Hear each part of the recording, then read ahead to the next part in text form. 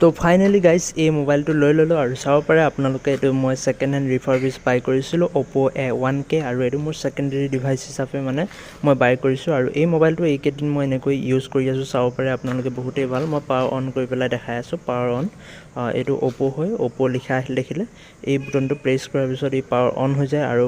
powered বাই Android fully Android phone হয় আৰু এই ফোনটোত আপুনি চব কৰিব পাৰে যিবোৰ মানে সকলোখিনি কৰিব পাৰিব যিখিনি আপুনি এটা এণ্ড্ৰইড নৰ্মেল এণ্ড্ৰইড ফোনত কৰে তো ইয়াতো সকলোখিনি কৰিব পাৰিব এইটো এণ্ড্ৰইড ডিভাইচ হয় আৰু চাব পাৰে অ'প' এনিমেশ্যনটো চাওক অ'পেন হৈ আছে মানে লক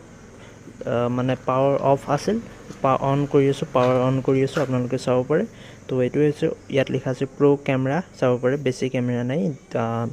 ইয়াত মাত্ৰ এটা কেমেৰা আছে আৰু ইয়াত চাব পাৰে